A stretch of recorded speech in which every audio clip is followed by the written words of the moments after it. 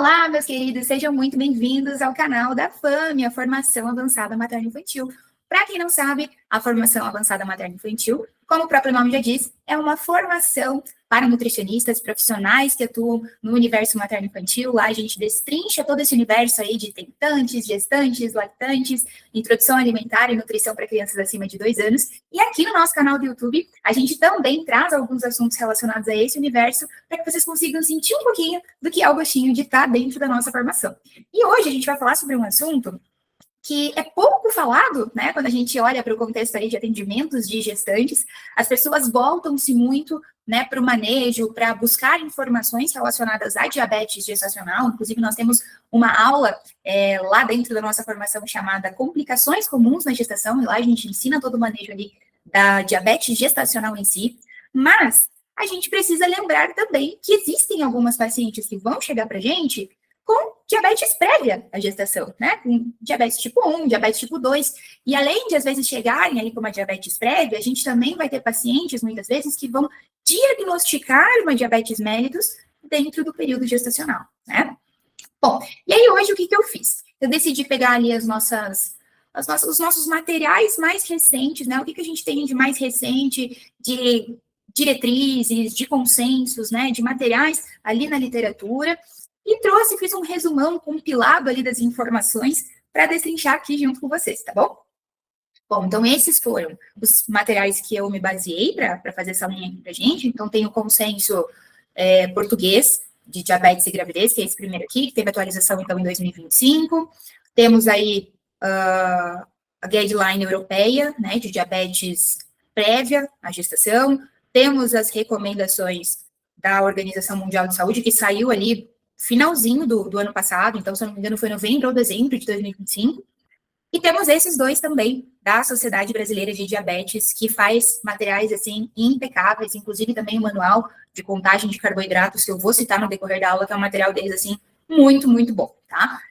Então, esse aqui é de 2024, de tratamento farmacológico do diabetes na gestação, e esse é de 2025, de práticas seguras para preparo e aplicação de insulina. Todos eles aqui são materiais que estão disponíveis, então se vocês forem buscar, né, no Google, vocês vão conseguir acessar esses materiais e baixar esses materiais para ler eles depois na íntegra, certo?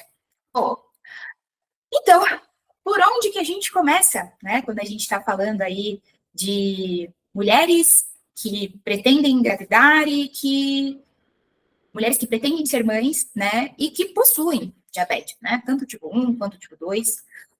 O começo é na preparação pré-concepção, tá? A gente sabe que muitas delas vão chegar pra gente já grávidas, né? Mas se a gente tem essa oportunidade, né, de atender a mulher ainda, né, no momento ali onde ela vai interromper o método contraceptivo, né, que ela comenta contigo isso, e aí a gente começa toda uma preparação.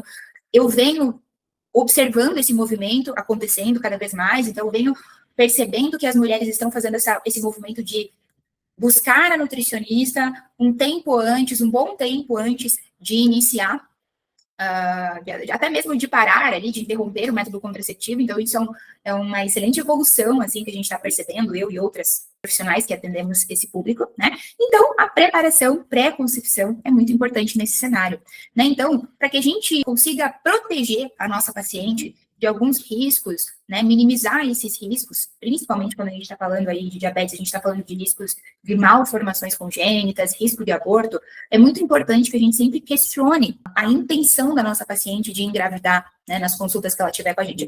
Eles colocam aqui em todas as consultas de rotina, mas depende muito, né, de como é essa frequência de que você recebe essa paciente, né? Se você recebe essa paciente aí mensalmente, talvez não precisa questionar isso, né, mensalmente, mas se há uma paciente que passa em um tempo mais espaçado com você, é interessante a gente questionar essa intenção, tá? Então, aqui, repetindo, o cuidado ideal para pacientes com diabetes tipo 1 e diabetes tipo 2 deve começar antes da concepção para minimizar riscos de malformações congênitas e aborto.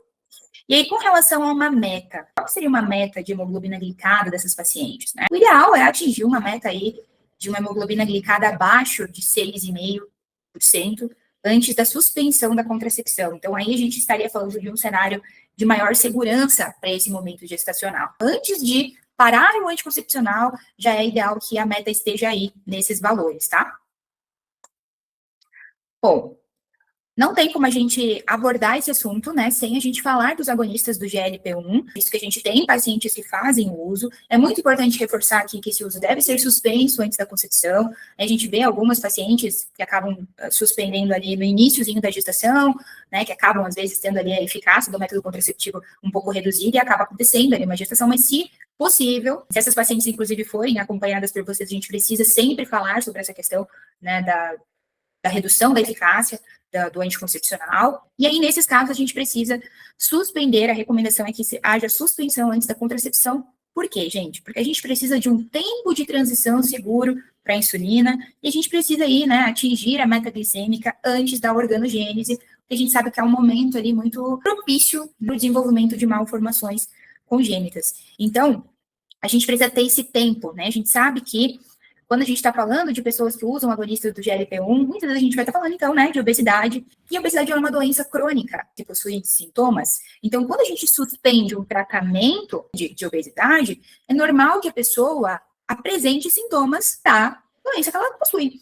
Então, é normal que essa pessoa, às vezes, tenha aquele ganho de peso rebote, que a gente fala, né, porque essa pessoa vai começar a ter um comportamento alimentar diferente do que era o comportamento alimentar dela enquanto estava sob tratamento medicamentoso. Até saiu recentemente um estudo no JAMA avaliando isso, né? Que gestantes que estavam utilizando agonistas do GLP-1 antes, né, da gestação, ou até ali um pouquinho no início da gestação, e essas que estavam usando antes, ali pararam, era cerca de 90 dias antes que elas suspenderam, se eu não me engano, elas tiveram um ganho de peso de até 3,3 kg a mais, quando comparadas com mulheres que não estavam fazendo uso, né, dos agonistas. Então, a gente precisa ter tempo hábil, né, se há, às vezes, esse ganho, né, rebote aí, a gente já sabe que a gente vai ter um pouco mais de dificuldade de atingir metas glicêmicas. Então, tudo isso precisa ser muito bem pensado antes da paciente engravidar.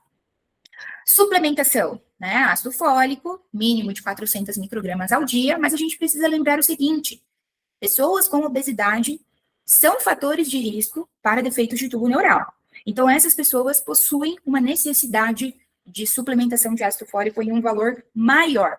Tá, e quanto é o valor? Vou te convidar para assistir a aula que eu dei aqui no nosso canal no YouTube, que é sobre suplementação de ácido fólico. Lá eu destrincho, né, quais são os valores, quais são os outros fatores de risco, que não somente ali a obesidade. Então, tá bem legal essa aula, tá curtinha, tá objetiva. Então, depois te direciono para lá, tá? Metformina na diabetes tipo 2. O que esses materiais trazem para a gente de informação? O que eles orientam, né? Bom, eles orientam que se a paciente já utiliza insulina, né, o guia europeu principalmente ali, sugere, eles se posicionam contra a adição rotineira de metformina devido ao risco de bebês pequenos para a idade gestacional, tá? Então, a sigla PIG significa pequeno para a idade gestacional. Então, o guia europeu se posiciona dessa forma, né? Se a paciente já utiliza insulina, eles se posicionam contra a adição rotineira ali de metformina por conta desse risco de bebês pequenos para a idade gestacional. Já a Sociedade Brasileira de Diabetes, ia falar dermatologia, perdão, já a Sociedade Brasileira de Diabetes, ela recomenda considerar o uso se houver um ganho de peso excessivo, tá? Então, a gente percebe aqui que a Sociedade Brasileira de Diabetes já coloca algumas ressalvas aqui, já individualiza um pouco mais a situação.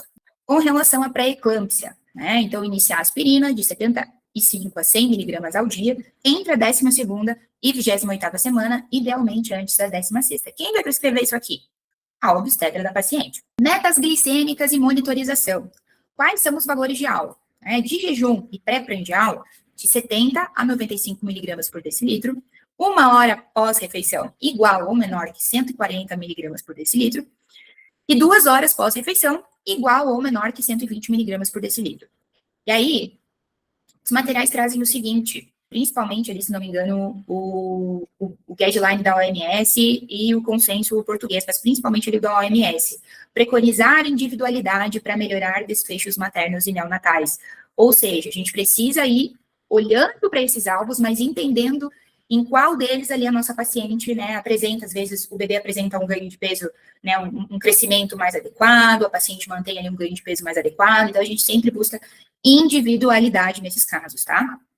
Para gestantes com tipo 1 ou tipo 2, há a recomendação de medir a hemoglobina glicada no primeiro trimestre ou assim que o pré-natal for iniciado. Para quem não sabe, gente, a gente não tem essa recomendação para diabetes gestacional, tá? Agora, para diabetes tipo 1 ou tipo 2, a gente tem a recomendação, tá? Então, a gente também usa o valor ali de hemoglobina glicada, tá? Na DM1 recomenda-se o automonitoramento da glicemia capilar e, se for viável, priorizar o sensor de monitoramento contínuo, né? Não sei se vocês conhecem ali, um deles é o Libre, né? Se a gestante tiver essa possibilidade, a prioridade seria, né, o sensor de monitoramento contínuo. Já na diabetes tipo 2, recomenda-se o automonitoramento da glicemia capilar. Então, tanto a diabetes tipo 2 quanto a diabetes gestacional, não há necessidade do sensor de monitoramento contínuo, tá? E aí, o que eles trazem também de informação? Que não é, em casos de pessoas que estão utilizando o sensor de monitoramento contínuo, que não é para utilizar a meta única de 24 horas, né? Que os ajustes de insulina, eles devem se basear nos alvos de jejum e pós-prandiais específicos, tá? Então, não é para olhar para aquela meta única de 24 horas, é para olhar as metas individuais, certo? Tratamento farmacológico e estilo de vida. Na DM1, recomenda-se a continuidade do mesmo tipo de insulina e método de administração usados antes da gestação, a menos que seja uma mudança necessária, uma mudança para melhor, né? Por exemplo, eles sugerem aqui também o uso de bombas de circuito fechado híbrido, em vez de bombas sem algoritmos ou aquelas múltiplas injeções diárias, né? Então, nesse caso, por exemplo, se é uma paciente que estava fazendo ali múltiplas injeções diárias e tem a oportunidade tanto de utilizar o monitoramento contínuo quanto de utilizar as bombas de circuito fechado híbrido, opa, né, talvez para ela seja muito melhor, porque a gente vai conseguir manter as metas, né, glicêmicas dela muito mais estáveis. Pensando nessa situação, talvez seja algo melhor, mas isso é uma coisa que vai ser, quem vai tomar essa decisão vai ser o médico, entendendo ali a situação do paciente, tá? Na diabetes tipo 2, se a dieta e a atividade física falharem, né, se só isso não for o suficiente, recomenda-se iniciar metformina ou insulina, mas sempre, né, ali a primeira linha de tratamento, e isso também a gente estende para diabetes gestacional, é dieta e atividade física. Com relação à dieta, então, o que o guideline europeu trouxe de informações para a gente foi que pode ser sugerida tanto uma dieta restrita, né, em carboidratos, ali abaixo de 175 gramas de carboidratos ao dia, ou também uma dieta usual, acima de 175 gramas de carboidratos ao dia, devendo o aconselhamento ser individualizado. Então, a gente não precisa mais olhar para essa paciente ali e já de cara dieta abaixo de 175 gramas. Pode ser, né, que essa paciente tolere e necessite de uma quantidade maior também. Então, a gente sempre vai individualizar agora, eles trouxeram essa informação bem importante para a gente no guideline deles. O que eles trazem? Que extremos inferiores e superiores devem ser evitados. Então, também não sair tanto da margem assim, tá? Fibras e vegetais, pelo menos 400 gramas de vegetais e 25 gramas de fibras aí por dia, fibras naturais por dia. Quando a gente está falando aqui de pelo menos 400 gramas de vegetais, a gente sabe que, na prática, né, eu acredito que seja um dos maiores desafios, principalmente às vezes quando a gente está falando de gestantes que já estão tanto ali no início, que estão com um pouco mais de náusea, acaba ficando difícil, às vezes, de comer um pouco mais de volume, né, então vai precisar ficar fracionando muitas vezes a alimentação, isso já dificulta também o manejo glicêmico, enfim. Quando já estão com a gestação um pouco mais avançada, que às vezes já começam a ter um pouco mais de desconforto, com maiores volumes de alimentação, então acaba sendo um grande desafio para a gente essa quantidade aí de vegetais, mas nosso trabalho é tentar, né, trabalhar aí muito próximo dessa meta, e se possível, nessa meta. Limitar a gordura total a 30% da energia diária.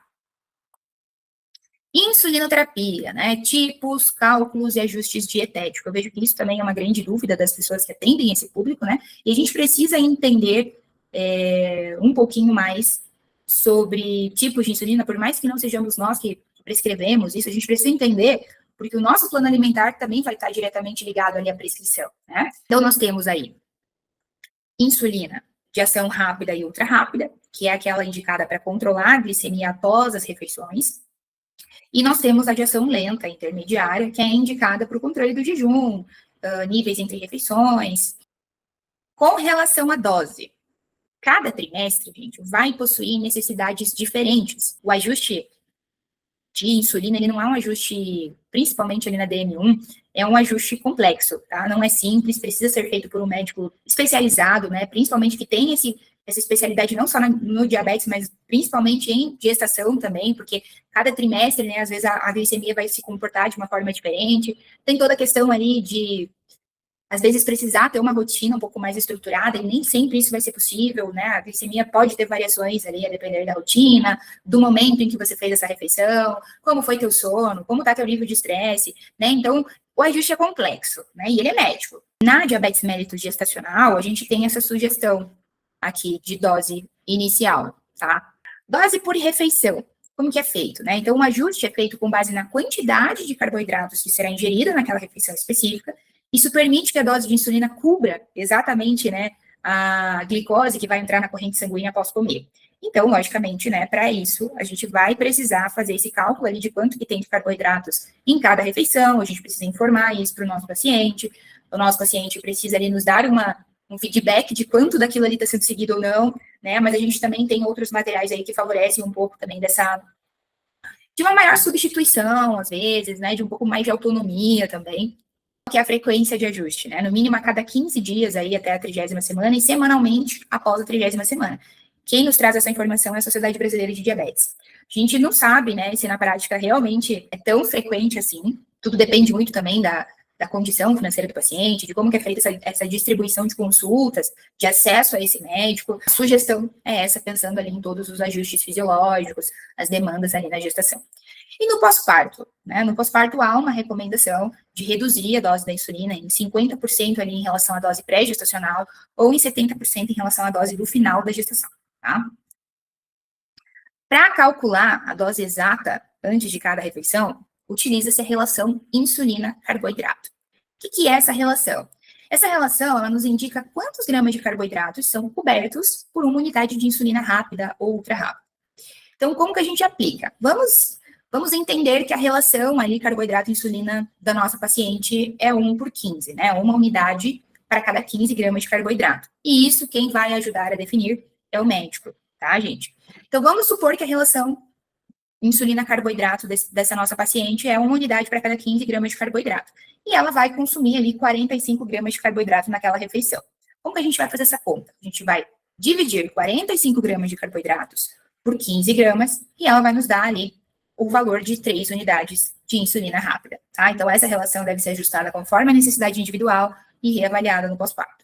E aí, então, para o paciente ficar mais informado, né, dos valores de carboidratos, lógico ali que do plano alimentar, nós nutricionistas mesmos vamos passar para eles, olha, o teu café da manhã é pão, ovo, maçã, então cada um desses alimentos tem tanto de carboidrato que somando dá isso aqui. Então ele vai saber quanto que tem de carboidrato em cada refeição do planejamento alimentar dele. Se possível, eu também costumo passar quanto que tem em cada alimento separadamente, né? Às vezes ele vai querer fazer ali alguma troca, mas nesse manual aqui de contagem de carboidratos tem, né, uma lista imensa ali de alimentos, aonde ele também vai poder ter um pouco mais de autonomia, tá? Aí nós temos uma outra questão. Mas e se antes da refeição? Porque a insulina, ela é utilizada para ajudar essa pessoa a atingir ali os alvos glicêmicos, certo? Mas e se antes da refeição a glicemia dessa paciente já estiver acima do alvo? O que a gente faz? O que é o recomendado? Aí é recomendado adicionar uma dose extra baseada no fator de sensibilidade, né? Então, ele vai indicar ali quantos miligramas por decilitro a glicemia da paciente cai com uma unidade de insulina ultra rápida, né? Então, como que a gente faz essa fórmula de correção? A gente vai pegar a glicemia atual do paciente, vamos subtrair pela glicemia alvo, né, pela meta ali, e dividir por esse fator de sensibilidade. Esse fator de sensibilidade ele é individual, tá, gente? Então, vamos fazer um exemplo aqui. Se a glicemia da paciente está em 150 miligramas por decilitro e o alvo é 90, e o fator de sensibilidade dela é 30, então a gente vai fazer 150 menos 90, vamos dividir por 30, que é o fator de sensibilidade dessa paciente, e isso vai nos dar um resultado de 2 unidades de correção. Como a gente sabe esse fator de sensibilidade, né? Geralmente quem vai passar o fator de sensibilidade é o médico, né? Mas tem também como fazer a regrinha ali do 1800. Inclusive o material lá de contagem de carboidratos traz, né, esse exemplo aqui que eu trouxe para vocês. Isso aqui é um print que eu tirei lá do manual de contagem de carboidratos. Então, como que eles ensinam, né? Suponha que uma pessoa utilize ali 20 unidades de insulina ultralenta, mais 15 unidades de insulina ultra rápida, totalizando 35 unidades diárias, né? Então, eles fazendo essa regrinha dos 1.800, você vai fazer 1.800 dividido por 35, e aí ele vai nos dar o resultado ali, que é o fator de sensibilidade. Então, nesse caso, deu 51. Então, isso significa que uma unidade de insulina ultra rápida baixa 51 pontos na glicemia desse paciente em questão. Vigilância adicional e parto. Rastreios iniciais, o que eles trazem que é importante, né, essa paciente ter de rastreio? É necessário realizar, então, o rastreio de retinopatia, logicamente não somos nós que fazemos esse rastreio, e avaliação da função renal, né, principalmente ali creatinina, proteinúria, logo no início do pré-natal. Sobre monitorização fetal, a recomendação ali é realizar a ecografia de rotina antes das 24 semanas e considerar ecografias de crescimento adicionais após esse período. Dá para entender, né, com qual velocidade esse bebê está crescendo, né, às vezes ali mais para o final, esse bebê começa a crescer um pouco mais rápido, e isso também define muito como que vai ser o parto, como e quando. Com relação ao momento, então, o guideline europeu sugere um parto antecipado baseado na avaliação de risco. A depender do risco de manter a criança ali, vale mais a pena, às vezes, antecipar o parto, né? Então, vai avaliar risco versus benefícios. Qual que é o risco de manter, o risco e o benefício de manter a criança ali, e qual que é o risco, às vezes, de antecipar o parto, e às vezes correr ali a prematuridade e lidar com as situações da prematuridade. Então, é uma situação ali difícil para o médico, acredito, de tomar essa decisão, mas é importante que se faça essa avaliação. A conduta expectante além das 38 semanas e 6 dias pode aumentar o risco de morte fetal. Tá? Então, nesses casos, às vezes, esperar, né? Quero esperar até 40 semanas, a depender de qual é o risco ali, pode aumentar, né? De como está a situação, pode aumentar o risco de morte fetal. Aí, no guideline da OMS, eles trazem aqui, né, algumas recomendações importantes. Então, para gestantes com diabetes tipo 1, tipo 2 ou gestacional, forneça informações sobre os efeitos da diabetes na gravidez sobre os resultados de saúde materna, fetal, neonatal e infantil, informações sobre a importância de dieta e atividade física, informações sobre ganho de peso gestacional adequado, informações sobre controle glicêmico e a necessidade de monitoramento adicional do crescimento e bem-estar fetal. Gente, pode parecer muito clichê esse quadrinho aqui, mas ele é tão importante, tão necessário na nossa prática. Por quê?